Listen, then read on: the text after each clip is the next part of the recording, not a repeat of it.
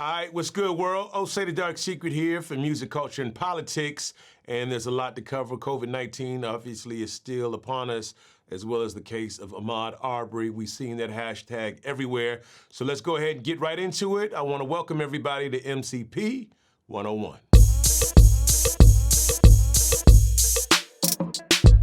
All right, world. So, say the Dark Secret. Let's jump right into it. MCP 101 has learned that there's a recent study that shows that banknotes carry the live flu virus for at least 17 days. That's somewhat disturbing considering we are still in the midst of this COVID-19 coronavirus pandemic.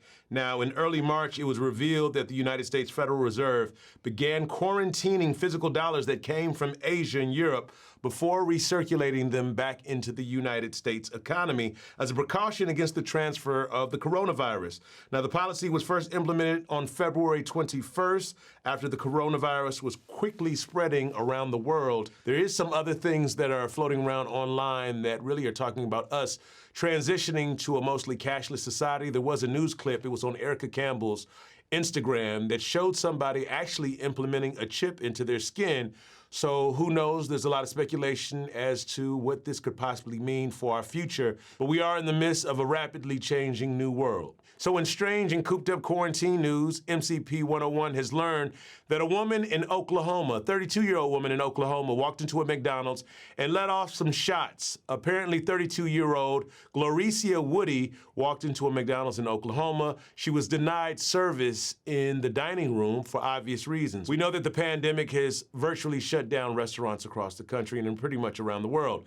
So she took issue with that and apparently came back with a handgun and let off 3 shots. Now, one employee suffered a neck injury from shrapnel. Another employee was hit in the arm with a bullet, while another employee who got into the initial fight with Woody suffered a head injury. So this woman has certainly been a handful. We're waiting to see how this story develops, but we know that with this whole pandemic and coronavirus, people are cooped up, and mental illness is very, very real. So it'll be interesting to see what this woman has to say about her actions. All right, say the Dark Secret here at MCP 101, and we've also learned some other interesting news from the world of boxing.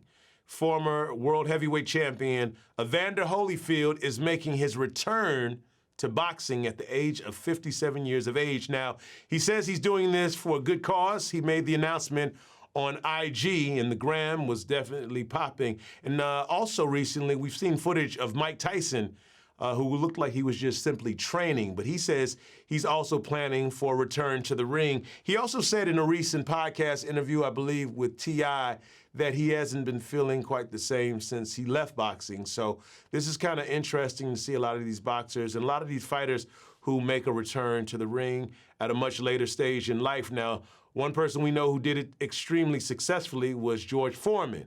Now, hopefully this return to the ring doesn't lead us to wishing our favorites had never come back. So we'll keep you posted on all this. Looking forward to seeing it.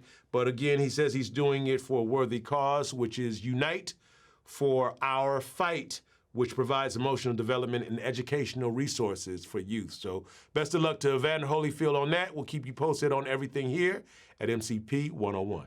Okay, so here at MCP 101, there's a story that's been trending that I think we need to really take our time with and certainly shine a lot more light on. But before I get into that story, let me tell you another story that happened approximately 22 years ago, coming up on June 7th.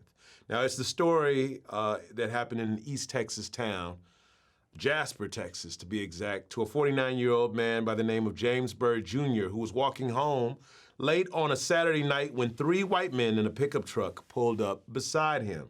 Now, the African-American man was well-known and also well-liked in the town of Jasper. When the driver, Sean Berry, offered to give Byrd a ride, Byrd hopped in. He had known Sean Berry for most of his life. Little did he know that he would eventually be chained to the back of their pickup truck by his ankles and dragged for approximately 3 miles. His body parts would be laid across the road. The 3 white men would eventually pick up his body parts and dump them in front of an African Methodist church, I believe. It's a very unfortunate story, but something that many would have never believed would have even happened. So I referenced the case of James Byrd because there are a lot of similarities between that and Ahmaud Arbery. 3 white men, pickup trucks, except in this situation, it involves guns. Guns that were used on Ahmaud Arbery. In essence, they said that it was a citizen's arrest, which seemed a bit controversial to many people and left a lot of people feeling very unsettled about this. It was actually the reaction on social media that I believe really caused this case to really move forward. Now, Ahmaud Arbery was killed on February 23rd, and his death was really not acknowledged until May. So clearly, we all know that there's always 2 sides to every story, and then certainly the truth. Now, many people can be in the same arena watching the same game, and depending on your vantage point and where you're sitting, it is going to definitely look different, and it's going to impact your perception. Many people witnessed this for the first time with the Rodney King situation when he was attacked by those police officers in South Central Los Angeles. Now we've got another situation where we've caught this stuff on tape, but once again, many people are going to feel differently. And of course, we have to go with the notion that you're innocent until proven guilty, and we need all the facts to come out, but many people are reacting, and I certainly feel strongly. Watching Ahmaud Arbery, I think of myself, I think of my friends, I think of my brothers, my cousins, and many people that I just know, black and brown young men who are constantly put into situations like this. And of course, in hearing this, this group say that these 2 God-fearing men were issuing simple commands, it would simply leave room for anybody to approach you on the street. You could be with your family, and they feel the need to make a citizen's arrest, and it just sounds and feels like pure anarchy, okay? Reminiscent of something like The Purge or something like that.